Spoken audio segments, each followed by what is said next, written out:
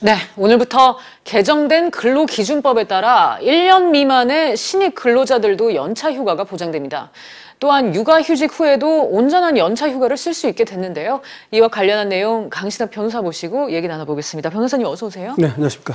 1년 미만의 신입 근로자, 그러니까 다시 말해서 신입 직원이라고 얘기할 수 있겠죠. 이들의 연차 휴가가 관련해서 그간은 어떤 문제가 있었던 겁니까? 네, 결론적으로 말하면 연차 휴가가 너무 적었다고 하는 것이죠. 네. 지금 현행 법률에 의하면 일단 이제 1년 미만의 신입사원들이죠.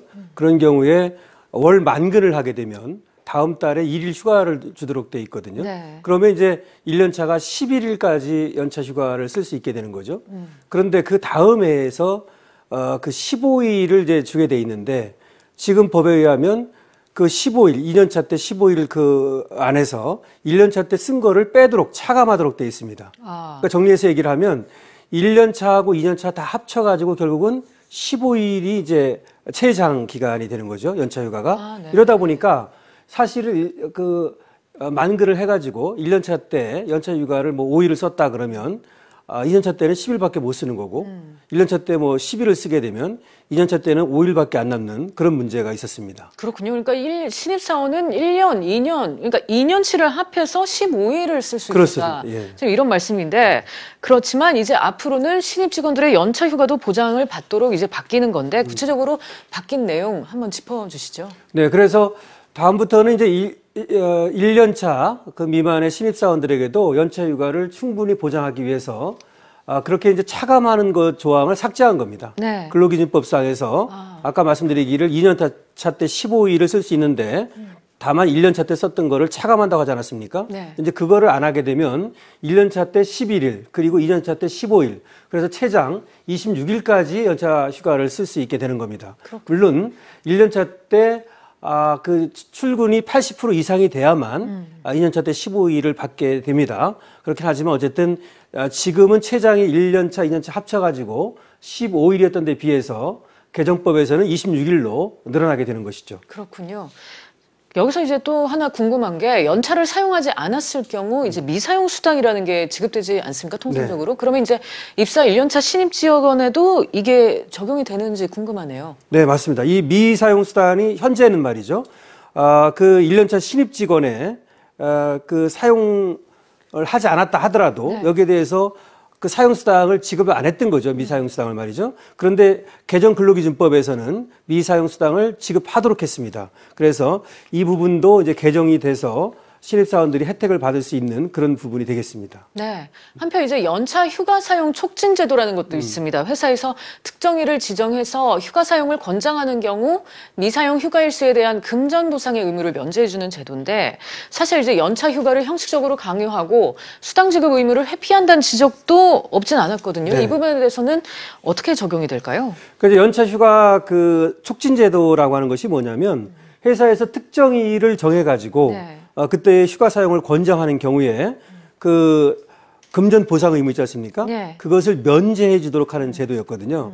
그러니까 사실은 휴가를 쓰지 않으면 연차 휴가를 쓰지 않으면 그거를 금전적으로 보상해 주도록 돼 있는데 네. 휴가에서 이제 특정일을 정해가지고 그날 쓰십시오 이렇게 하면 쓰지 않아도 사실은 이제 금전 보상 의무를 면제해 줬던 거 아니겠습니까? 예. 근데 그렇게 되다 보니까 이것이 이제 수당 지급 의무를 회피하는 수단으로 이렇게 사용이 되고 있다는 지적이 많았습니다. 그래서 이런 경우에도 결국은 특정일을 지정해서 휴가 사용을 권장해가지고 미사용 수당에 대한 금전보상 의무를 면제하는 이런 조항을 삭제했습니다. 네. 그래서 이제 앞으로는 여기에 대해서 1년차 미만의 근로자에 대해서도 사용 촉진 제도를 이제 시행할 수 없게 이렇게 됐습니다. 그렇군요. 하지만 이제 사업장 운영에 어려움들 들어서 이제 반강제적으로 이행하는 곳들이 꽤 있을 것 같은데요. 그런 경우에는 어떻게 될까요? 이제 근로기준법이 이제 바뀐 거 아닙니까? 네. 오늘이 5월 29일인데요. 오늘 5월 29일부터 시행이 되는 겁니다. 네. 새 개정 근로기준법이 말이죠. 예. 근데 지금 말씀하신 대로 회사가 어렵다는 이유로 또 이제 이것을 회피하는 것이 있을 수 있는데 이제 근로기준법을 그것을 위반하는 것이 되는 것이고요. 그리고 이제 연차 휴가라고 하는 것은 휴가복지라고 하는 개념으로 이해를 해야 되거든요. 그래서 지금 근로시간도 줄이고 또 이제 연차 휴가도 이렇게 충분히 보장한다는 얘기는 이 근로에서의 어떤 그 복지가 인권과 가장 관련돼 있는 부분이기 때문입니다. 따라서 회사에서는 좀 어려움이 있다 하더라도 이것은 응당 거쳐가야 될 그리고 반드시 시행해야 될 그런 부분이라는 인식을 가지고 금전적으로만 이걸 계산할 수 없다. 이런 인식이 필요합니다. 네. 하나 추가적으로 궁금한 게요. 제가 만약에 이제 뭐 저는 아닙니다만 이제 신입 사원인 경우에 올해 이제 6개월이 지나지 않았습니까? 그러면 6개월이 지났다 치면은 이제 6일의 휴가가 5개월의 휴가가 이제 그렇죠. 쳤을 때 그러면은 5일만 쓸 수 있는 건가요? 아니면 1년치의 휴가를 좀 당겨서도 쓸 수가 있는 건가요? 일단은 네. 그 발생한 거에 대해서 쓰고 있는 것이죠. 네. 예, 그래서 6개월이 됐다 그러면 네. 발생한 휴가가 5일 아닙니까? 네. 그러니까 첫 달을 만근을 하면 네. 그 다음 1일이 발생을 하는 거 아니겠습니까? 그래가지고 그거를 당겨가지고 쓰는 것은 지금 그 2년차 때까지 네. 이런 건 있습니다. 새로 법이 바뀐 거에서 뭐냐면은 그렇게 해가지고 1년차 때 이제 5일 쓰게 됐어요. 그랬는데 80%를 이제 출근을 안 하는 경우가 있지 않습니까? 예. 70%밖에 뭐 안 했어요. 그렇죠. 그런 경우에 이제 그러면 15일을 못 주잖아요. 네, 네. 근데 1년차 때 5일 만간한 게 있다면 그 5일만큼을 줍니다. 그런 건 있는데 지금 뭐 6개월 근무한 상태에서 네. 5일이 아닌 그 앞에 거 만근을 전제로 해가지고 그걸 당겨 쓰는 것은 뭐 불가능한 것으로 보입니다. 네, 그러니까 출근을 내가 얼마나 또 열심히 성실히 했냐가 그렇죠. 중요해 보이네요. 네. 자, 이번에는 육아휴직 관련해서 얘기를 해보려고 합니다. 사실 이제 육아휴직을 사용한 경우에는 다음에 연차 일수가 줄어드는 경우도 꽤 많았는데 이 때문에 이제 불만의 목소리가 상당했던 걸로 알고 있습니다. 맞습니다. 이제 육아휴직이 뭐가 달랐냐면 그 질병이라든지 산재로 인한 휴직 있지 않습니까? 네. 그 다음에 또 그 출산으로 인한 어떤 휴직 이런 것들이 있을 때에는 이것을 근무 일수로 산정해 왔습니다. 네. 이게 중요한 게 뭐냐면 아까도 말씀을 드렸듯이 전년도에 80% 이상을 출근을 해야만 이런 어떤 15일이라고 하는 아까 말씀드린 연차 휴가가 발생하는 겁니다. 네. 근데 80%를 출근을 안 하고 60%밖에 안 했다. 이렇게 되면 원칙적으로는 그 연차 휴가 15일이 발생을 안 하는 거거든요. 근데 만약에 육아휴직 때문에 한 1년을 쉬었다. 그러고 나가게 되면 80% 조건을 충당을 못 했지 않습니까? 그래서 일을 하지 예, 않는 그래서 거니까? 하루도 발생 안 하는 거죠. 네. 연차 휴가가 0이 됩니다. 이런 문제가 발생했는데 육아휴직에 대해서도 출근한 것으로 산정하겠다. 출근한 것으로 봐주겠다. 그래서 육아휴직을 끝나고 나가도 연차 휴가를 쓸 수 있도록 이렇게 된 겁니다. 네, 그렇게 해서 이제 개정 내용에 따라 육아휴직자도 연차 휴가를 보장받게 됐는데 뭐 더 좀 자세히 살펴볼 내용이 있을까요? 네, 결국 아까 이제 좀 지나간 것 중에서 말씀 네. 하나 드릴 게 있다면 그럼 언제부터 시행이 되느냐라고 네. 하는 것인데요. 법은 2018년 5월 29일 오늘부터 시행이 됩니다. 네. 그런데 그럼 언제 입사한 사람부터 되느냐라고 하는 것이 좀 궁금해질 수가 있죠. 네. 그건 이제 2017년 작년이죠. 5월 31일부로 입사한 사람부터 이제 그 시행이 되죠. 네. 그 이유는 그 1년 차 때가 시점이 되기 때문입니다. 그 산정 시점이 말이죠. 예. 그래서 작년 2017년 5월 말에 입사한 사람부터 결국은 이제 이런 혜택을 받게 된다라고 하는 것이고요.